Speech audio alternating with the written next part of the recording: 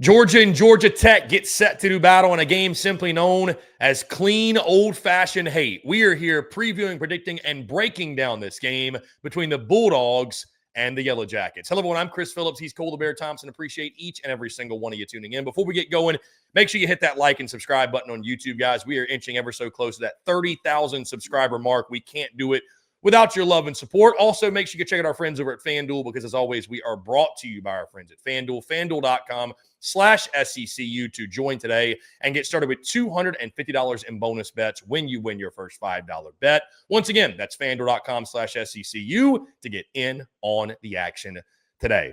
Simply known as clean, old-fashioned hate, Georgia and Georgia Tech get set to do battle. Not where we first thought a year or so ago. Mercedes Benz Stadium is hosting this ball game as the Yellow Jackets have given up the right to play the game at Bobby Dodd. Either way, neutral site contest, Georgia, Georgia Tech, SEC, ACC showdown. Of course, Tech will try to pull the upset. Georgia trying to put finishing touches on an incredible season yet again under Kirby Smart. We are here previewing, predicting, and breaking down this game. Hello, everyone. As always, I'm Chris Phillips. Joining me, as he always does, my co-host, colleague, partner in crime, one of the best in the business, Mr. Cole the Bear Thompson. Bear, what's going on, man? Appreciate you taking the time. Really excited to talk about this game with you. It's been lopsided pretty much the entirety of the last 20, 25 years or so. Last year, though, heck, the unthinkable almost happened when Tech went into Athens and nearly pulled off that upset. Either way, Georgia, Georgia Tech always seems to be a fun game. And like I mentioned, typically the SEC comes out on top because Georgia is winning more often than not. But either way, this one, the latest in the edition of the rivalry. Excited to break it down with you. Yeah, okay. How about this? Because of you decide to give up your rights to have this be a home-and-home matchup, we're now going to say Georgia gets a 7-point lead to begin with. How dare Georgia Tech give it Mercedes Benz Stadium? What are we doing as a society, ladies and gentlemen? I quite literally ask you. I understand that we're going to have the Aflac Classic and that we're going to have bowl games be played not on home-and-home environments, but for rivalry weekend, we're going to commercialize it. We're going to monetize it and just say, here, throw it out in Atlanta because we want more of a capacity now. And yeah, and it's going to be mostly Georgia fans to begin with. If that's going to be the case, it should be a 10-0 lead before even kickoff happens for Georgia. I'm sorry. That's the way I feel about these rivalry games. I do. I am very much an old school classic. I'm not over the fact that we don't have the Egg Bowl and the Lone Star Showdown on Thanksgiving. And that's been away for years. You really think I'm going to not be upset about this not being played on home-and-home atmospheres? Give me a break. Yeah, it's odd to say the very least, but either way, that is the case. Again, this game going to be played this Friday, November the 28th, 2:30 Central Time kickoff, airing on ABC. And again, like I mentioned, in Atlanta, Georgia, but not at Bobby Dodd Stadium. Instead, Mercedes Benz Stadium, home of the Atlanta Falcons. So it will be a neutral site game, supposed to be a Georgia Tech home game, but I don't think the crowd is going to indicate that. Let's just say that. Bear, Georgia is, via our friends at FanDuel, a 12.5-point favorite. The over-under sits at 59.5. Georgia leaves the all-time series 72-41-5. And here's the kicker, Bear. Georgia has not won this game in Atlanta since 1999. I mean, think about how long ago that was. It's been that long since Georgia Tech beat the Dogs in the ATL. Last meeting, of course, though, came last year.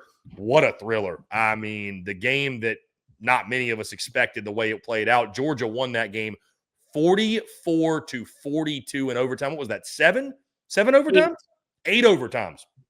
8 overtimes in that contest, 44-42, but the Dogs found a way in Athens to get it done.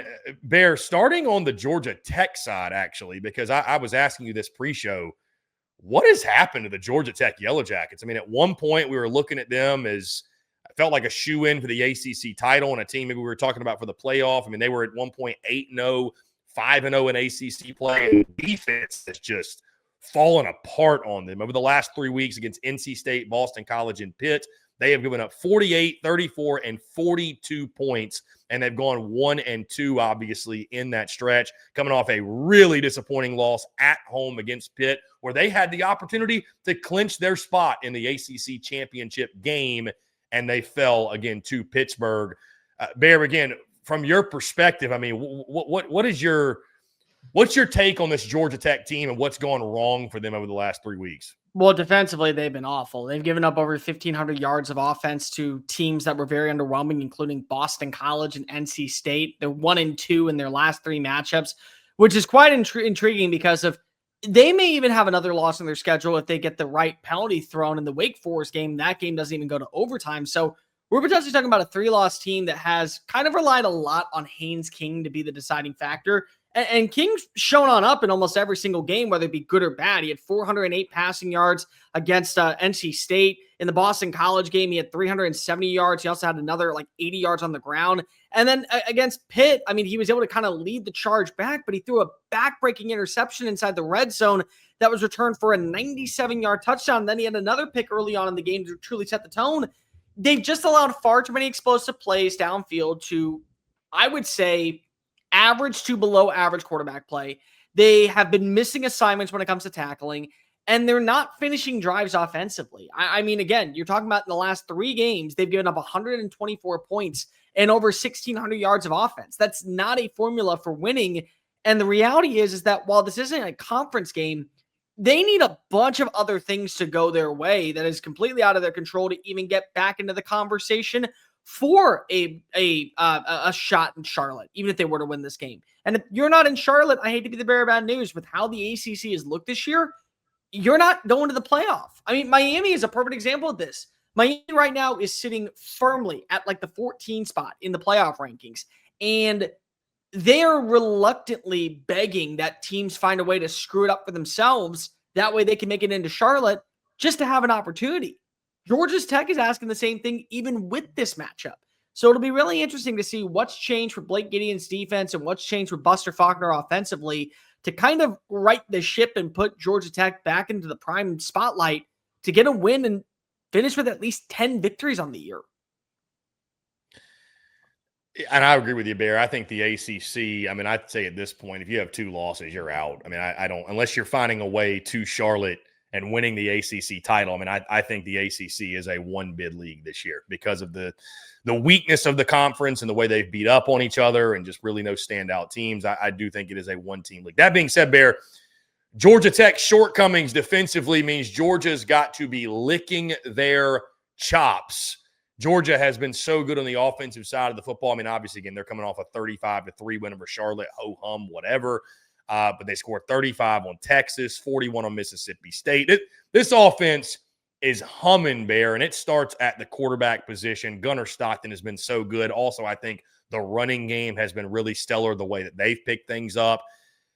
I don't know how Georgia Tech slows this kid down. I mean, Gunnar Stockton's playing on a different level right now, and the offense has continued to get better and better and better and better every single week.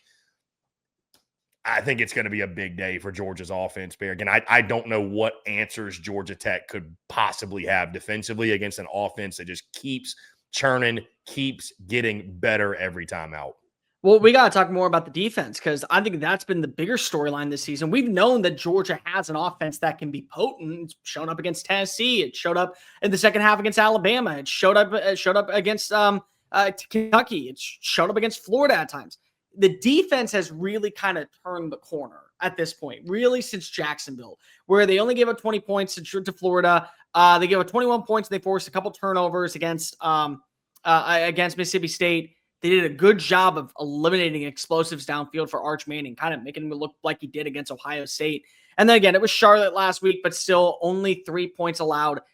The ability for them to kind of win outside of the nonsense of what I would say the pass rushing side of things, that's a big deal because this is a team that has relied so heavily in the past on them being a pass rushing specialist roster.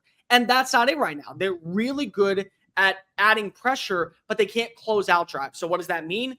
The secondary has stepped on up. They've been playing extremely well. They're physical at the line of scrimmage. This may end up being a really big mismatch because of the wide receivers that you have for Georgia Tech.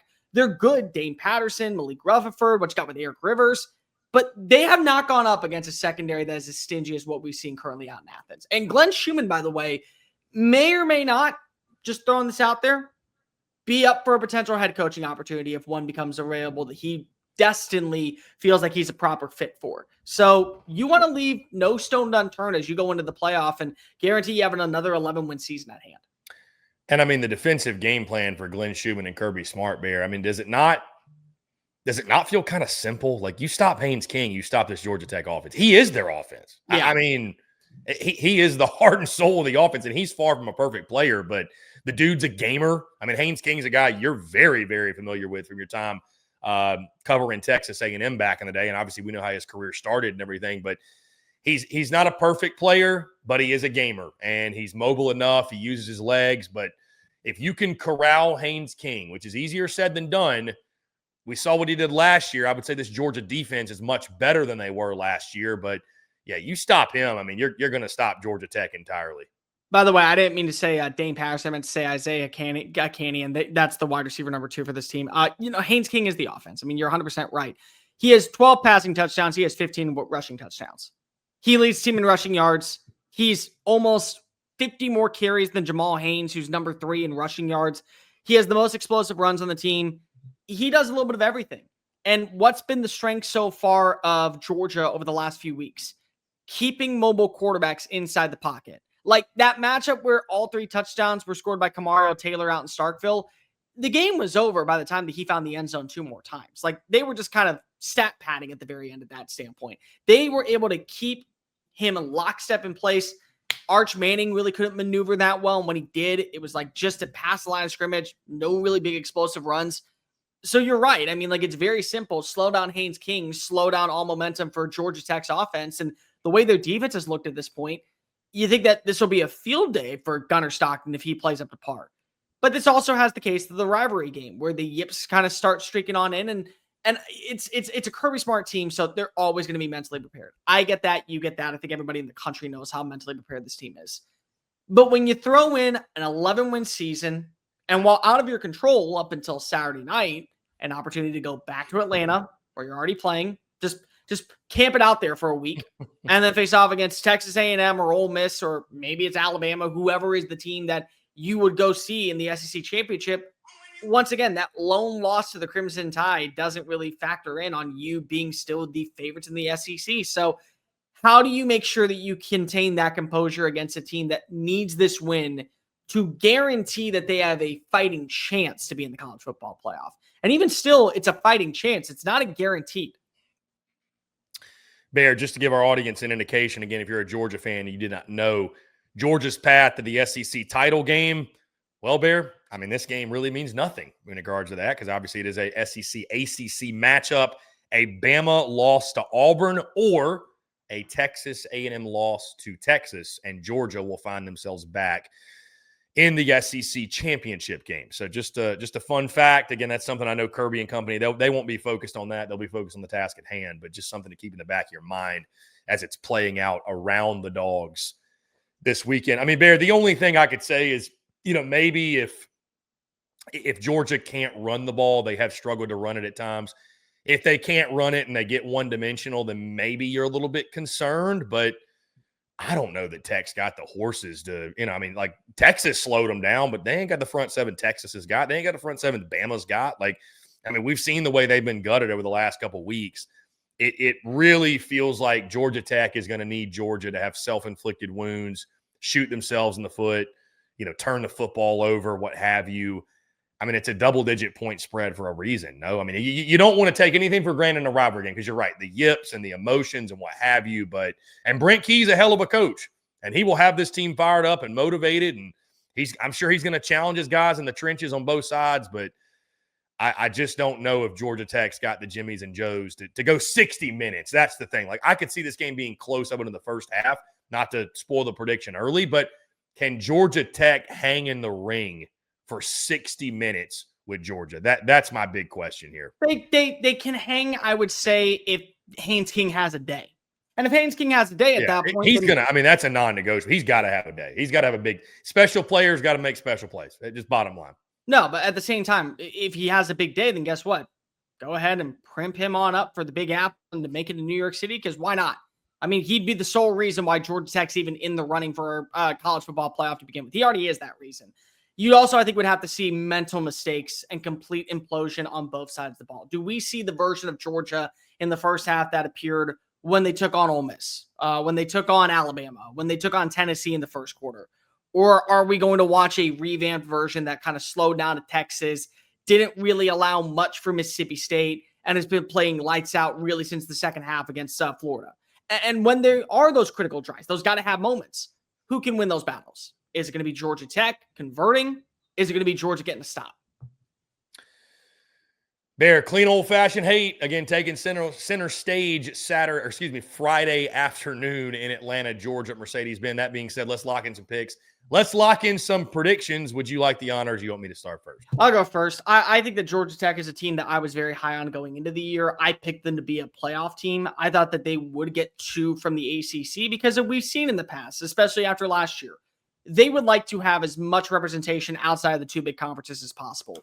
And up until 2 weeks ago, I felt really confident in that pick because the defense was playing well. The offense was getting the job done.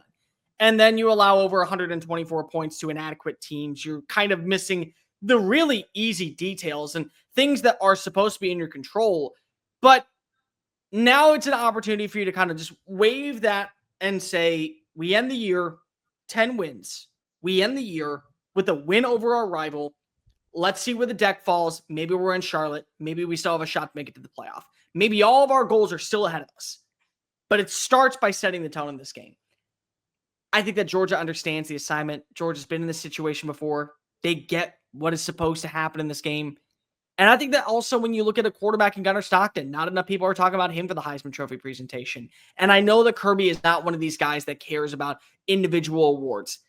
But it's got to mean something to have a QB that people kind of were very much sleeping on going into the year. And figured he was just a game manager representing your program at the highest level in the Big Apple.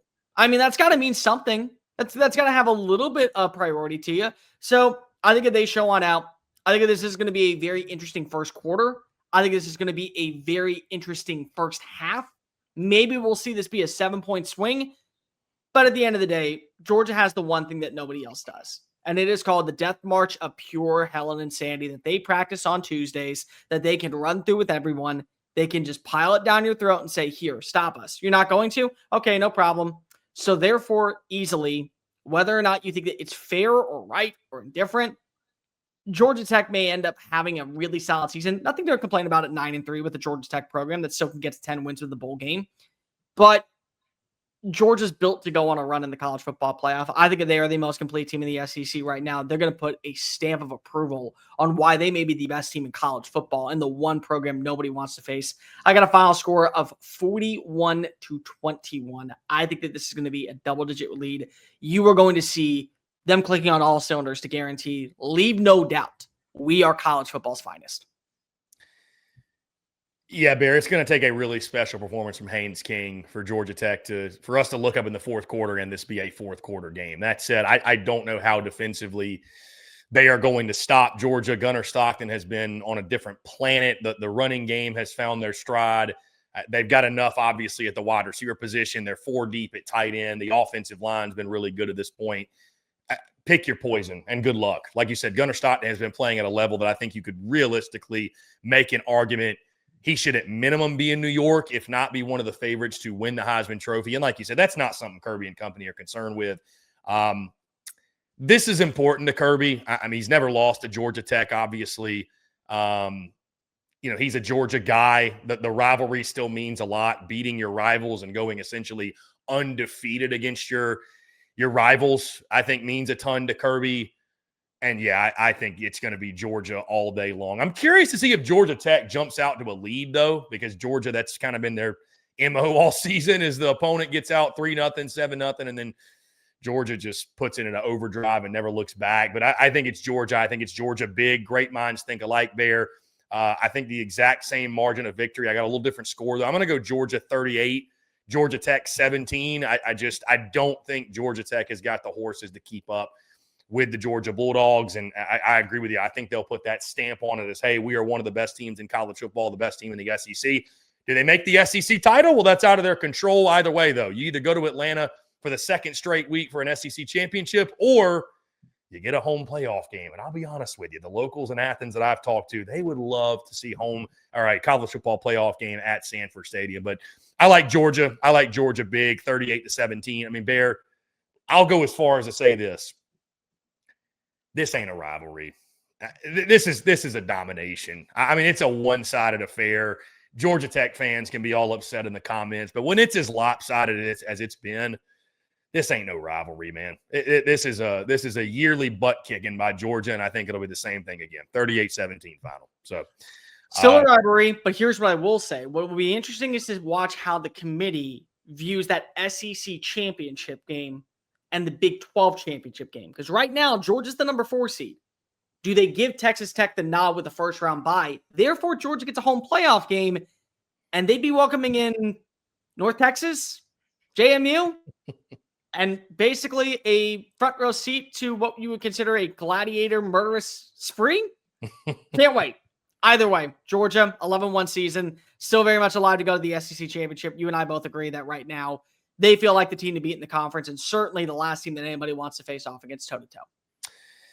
So, Bear, you and I both going Georgia. Guys, we'd love to hear from you. To agree with us? Do you disagree? Who comes out on top? Clean old-fashioned hate in Atlanta when the Dogs and Yellow Jackets do battle. Guys, that being said, that's going to do all for us. We appreciate each and every single one of you tuning in. Before we get out of here, do want to take about our friends here at FanDuel, because as always, we are brought to you by our friends at FanDuel. It is NBA tip-off week, and FanDuel is your home for live betting. So even if you miss the start of the game or you want to ride the hot hand, FanDuel's got live bets on everything from who will score next to fourth quarter comebacks. Plus, you can even combine your live bets into a same-game parlay for a shot at a bigger payout. However you want to play, now is the perfect time to join, because FanDuel is giving new customers $300 in bonus bets if your first $5 bet wins. Just visit FanDuel.com/SECU to sign up today. That's FanDuel.com/SECU. Play your game with FanDuel, official sports betting partner of the NBA. And, of course, all of the college football action and rivalry weekend action with our friends at FanDuel. So make sure you check them out. Guys, that being said, that's going to do all for us. We appreciate you all tuning in. Make sure you like and subscribe on YouTube. Check us out